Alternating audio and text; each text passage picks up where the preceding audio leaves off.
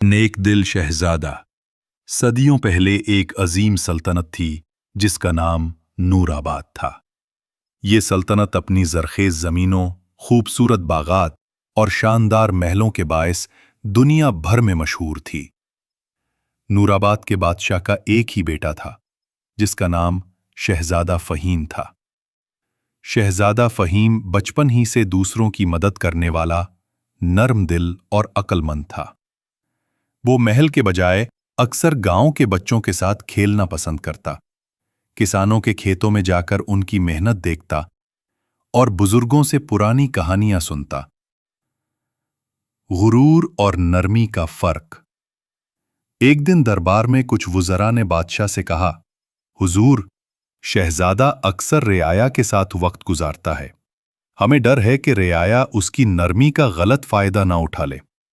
بادشاہ کا بیٹا اگر رعایا جیسا ہوگا تو سلطنت کا رعب کیسے قائم رہے گا؟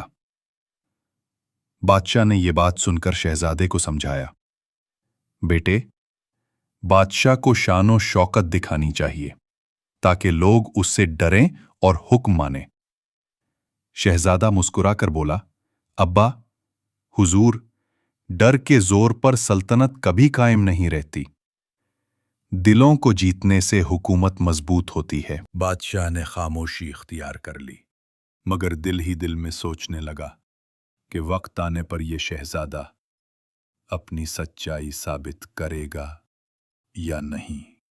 آزمائش کا وقت کچھ سال بعد۔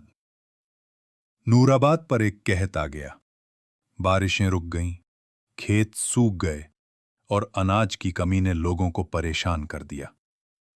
گاؤں والے بادشاہ کے محل کے دروازے پر جمع ہو گئے اور رحم کی فریاد کرنے لگے۔ وزیر اعظم نے کہا، جہاں پناہ، یہ لوگ صرف بھیک مانگنے آئے ہیں، اگر سب کو اناج بانٹ دیا تو خزانہ خالی ہو جائے گا، بہتر ہے کہ انہیں ان کے حال پر چھوڑ دیا جائے۔ یہ سن کر شہزادہ فہیم، اگر رعایا بھوکی مر گئی تو تاج و تخت کا کیا فائدہ؟ محل کی دیواریں سنہری ہوں لیکن گلیاں لاشوں سے بھر جائیں تو ایسی سلطنت اللہ کے نزدیک بھی ناپسندیدہ ہوگی۔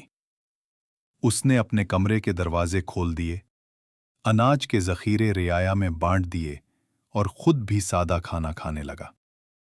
رعایا کا اعتماد گاؤں والے حیران تھے کہ ایک شہزادہ ان کی بھوک مٹا رہا ہے۔ وہ رات کو بھی کسانوں کے ساتھ جاگتا، کنویں کھدواتا اور عورتوں کو پانی بھرنے میں مدد کرتا۔ ایک بار جب ایک بزرگ کسان زمین پر گر گیا تو شہزادہ فہیم نے اپنے ہاتھوں سے اسے اٹھایا اور پانی پلایا۔ یہ منظر دیکھ کر لوگ رونے لگے اور کہنے لگے، ہمارا شہزادہ ہی اصل بادشاہ ہے۔ دشمن کی چال۔ اسی دوران ایک پڑوسی سلطنت کا بادشاہ قحط کا فائدہ اٹھا کر نور آباد پر حملہ کرنے کے ارادے سے آیا۔ اس نے سوچا کہ بھوکی رعایا اور کمزور سپاہی آسانی سے ہار جائیں گے، لیکن جب وہ فوج کے ساتھ نور آباد کے قریب پہنچا تو حیران رہ گیا۔ شہزادہ فہیم نے نہ صرف رعایا کو زندہ رکھا بلکہ سب کو اتحاد اور ہمت بھی دی تھی۔